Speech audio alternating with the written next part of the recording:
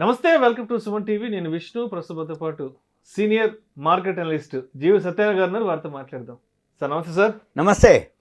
Sir Satyanarayana గారు, ఇప్పుడు stock market అంటే పెద్దవాళ్ళు అనేవాళ్ళు ఇన్వెస్ట్మెంట్స్ చేయడానికి, ట్రేడింగ్ చేయడానికి రెగ్యులర్గా మనం అవును దాంట్లో వెళ్తుంటాం కదా. అయితే చిన్నపిల్లలకు కూడా స్టాక్ మార్కెట్లో ఒక మైనర్ డిమాట్ అకౌంట్ను కూడా ఓపెన్ చేయొచ్చు కూడా ఒక ఆర్టికల్ ఒకటి చదివాను. సో ఏంటి అంటే ఇది అంటే చిన్నపిల్లలకు మైనర్ అకౌంట్ ఓపెన్ చేయడం అనేది ఎంతవరకు ప్రయోజనకారిగా ఉంటుంది అండ్ ఈ డిమాట్ అకౌంట్ ఎలా ఓపెన్ చేయొచ్చు అంటారు? అసలు తాకట్టులో ఉన్న బంగారాన్ని విడిపించి ఆ రోజు ఆన్లైన్ రేటుకే మేము కొంటాం. Sharma gold company.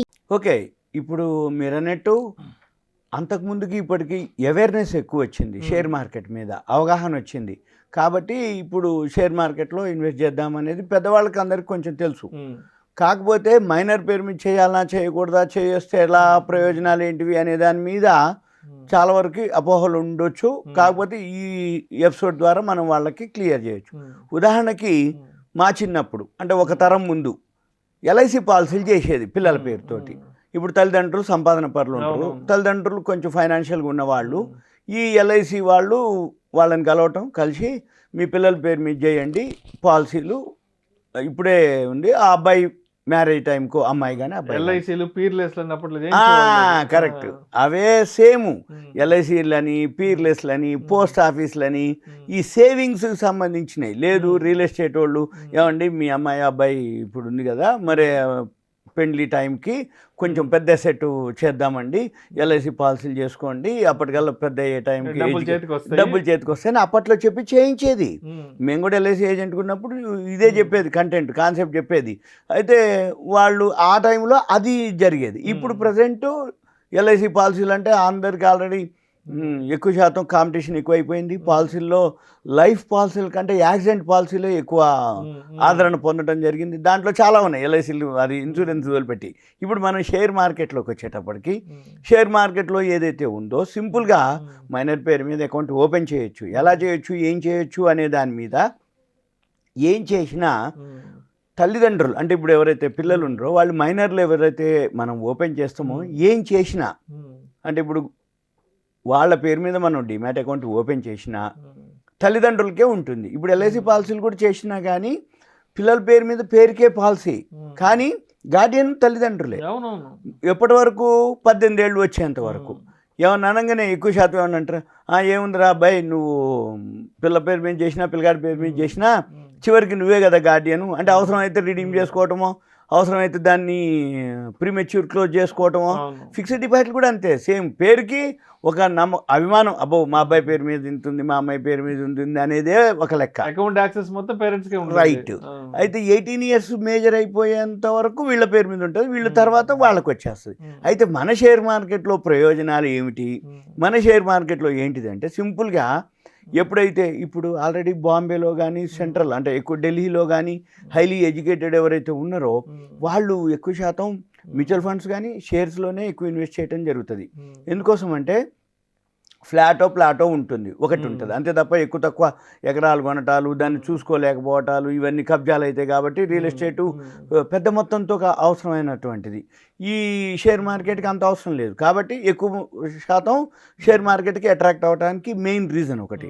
రెండోది అంతకుముందు షేర్ మార్కెట్ మీద ఇన్ఫర్మేషన్ కానీ, దాని గురించి అవగాహన కానీ, దాని గురించి చెప్పేవాడు కానీ, దాని గురించి రిటర్న్స్ ఇంత వస్తాయి అంత వస్తాయి, ఈ కంపెనీ అంత ఉంది అని వీళ్ళు తెలుసుకోలేకపోవటం కానీ, వీటన్నిటికీ ఒక విధమైన ఈ స్కాముల వల్ల కూడా అప్పట్లో ఒక విధమైన అంత లేదు. అంటే ఇప్పుడు 92 హర్షద్ మెహతా స్కామ్ అని, 96లో భూమ్ అని, 2001 కేతన్ పరేఖ్ స్కామ్ అని, 2009 ఇట్లా సత్యం కంప్యూటర్, ఇట్లా ఎప్పుడెప్పుడు స్కాములు జరుగుతుంటే షేర్ మార్కెట్ మీద ఒక బ్యాడ్ ఇంప్రెషన్ ఉండేది అప్పుడు.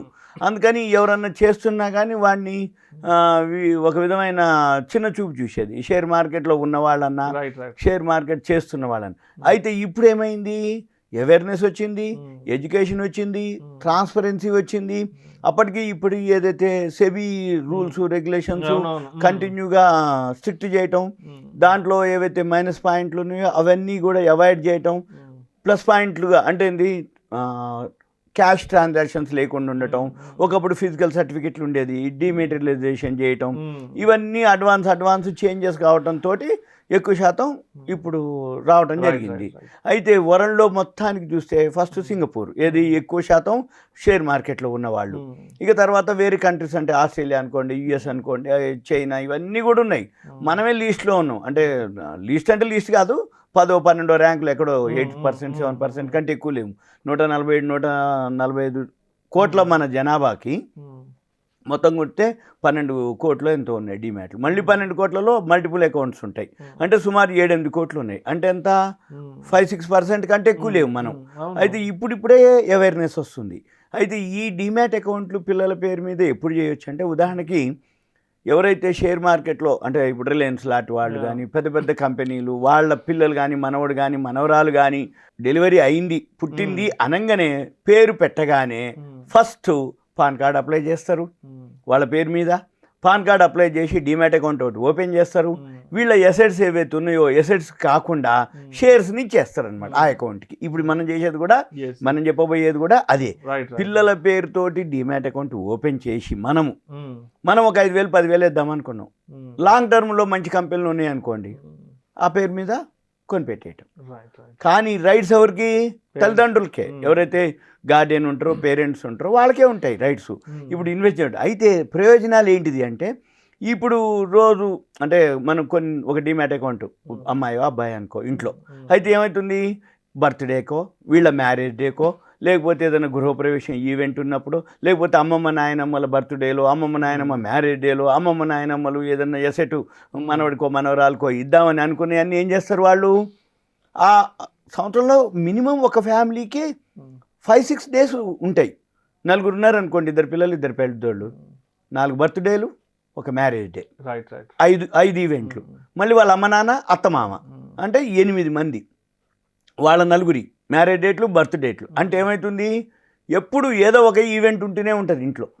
అంటే బర్త్డేనో, మ్యారేజ్ డేనో, పిల్లల బర్త్డేనో, అమ్మమ్మ బర్త్డేనో, మ్యారేజ్ డేనో, నాయనమ్మ బర్త్డేనో, ఏదో ఒక ఈవెంట్ ఉంటాయి. అప్పుడు ఏమవుతుంది, మనవడు మనవరాల పేరుతోటి 5,000 10,000 గిఫ్ట్గా ఇవ్వడం జరుగుతుంటుంది. ఈ 5,000 10,000 ఇప్పుడు ఏం చేయాలి, మనము డిమ్యాట్ అకౌంట్ ఓపెన్ చేసి అమ్మమ్మ నాయనమ్మ కానీ, తల్లిదండ్రులు కానీ, వీళ్ళ పిల్లల సేవింగ్స్ కూడా మంత్లీ పాకెట్ మనీ ఇస్తే సేవింగ్స్ కింద కొంత ఎస్ఐపీలు చేస్తున్నారు ఈ మధ్య. ఇవన్నీ కూడా మనం డిమ్యాట్లో చేయించవచ్చు. చేస్తే పిల్లలకి ఏమవుతుంది, ఏజ్ పెరుగుతున్న కొద్దీ వాళ్ళకు కూడా తెలిసిపోతుంటుంది. ఒకవేళ ఎవరైతే డిమ్యాట్ అకౌంట్ ఓపెన్ చేద్దాం అనుకుంటారో వాళ్ళ తల్లిదండ్రులు పాన్ కార్డు కావాలి. ఇప్పుడు ఎవరైతే మైనర్ అబ్బాయి కానీ అమ్మాయి కానీ వాళ్ళ డేట్ ఆఫ్ బర్త్ సర్టిఫికేట్ ఉండాలి. వాళ్ళ పేరు మీద పాన్ కార్డు ఒకటి ఓపెన్ చేయాల్సిందే, వాళ్ళ పేరు మీద బ్యాంక్ అకౌంట్ ఒకటి ఓపెన్ చేయాల్సిందే.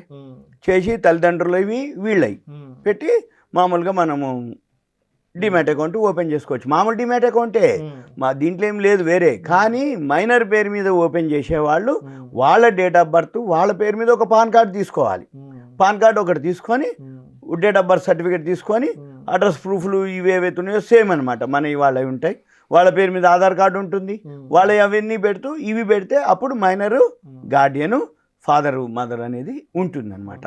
సింపుల్ అనమాట, ఏం లేదు. మన డిమ్యాట్ అకౌంట్ ఎలా అయితే ఓపెన్ చేసే ప్రొసీజర్ ఉందో సేమ్. కాకపోతే మైనర్ పేరు మీద మనం ఓపెన్ చేద్దామని మీరు అనుకుంటే, మైనర్ పేరు మీద పాన్ కార్డు ఒకటి అప్లై చేయాలి, మైనర్ పేరు మీద బ్యాంక్ అకౌంట్ ఒకటి ఓపెన్ చేయాలి, మైనర్ పేరుతో ఆధార్ కార్డు ఏవైతే ఉన్నాయో అందరికీ ఉంటాయి జనరల్. అది ఇప్పుడు మన ఇంట్లో మైనరా మేజరా ఉండదు ఆధార్కి కార్డుకి. అలానే వీళ్ళ పేరు మీద డేట్ ఆఫ్ బర్త్ సర్టిఫికేట్. ఇప్పుడు స్కూల్లో జాయిన్ చేయాలి, ఫస్ట్ అడిగేది ఏంటిది, date of birth certificate. Date of birth certificate common. పుట్టగానే ఫస్ట్ ఏం చేస్తారు, date of birth certificate apply చేయాలి. ఎందుకంటే జనన డేటాలోకి రావాలి, హాస్పిటల్ వాళ్ళ ద్వారా ఇస్తారు. అంతే సింపుల్ అనమాట. ఇవన్నీ తీసుకొని ఇవి ప్లస్ ఎవరైతే ఫాదర్ మదర్, మళ్ళీ నామినీ, మళ్ళీ ఎవరైతే అకౌంట్ ఓపెన్ చేస్తారో ఫాదర్ కానీ మదర్ కానీ వాళ్ళ పేరు మీద గార్డియన్ పేరుతోటి, మళ్ళీ నామినీ ఎవరు ఉంటారు, ఫాదర్ ఉంటే మదర్కి నామినీ. వీళ్ళు 18 years వరకు మనం ఉంటుంది. అయితే వీళ్ళు సేవింగ్స్ మాదిరి ఉంటాయి. ఇక ప్రయోజనాలు ఏంటంటే వీళ్ళకి కూడా తెలుస్తుంటుంది, నా పేరు మీద ఇంత వాల్యూ ఉంది, ఇంత ఉంది అనేది తెలుస్తుంది. ఇది సింపుల్గా డిమ్యాట్ అకౌంట్ పిల్లల పేరు. Thank you so much. నమస్తే, థ్యాంక్ యూ.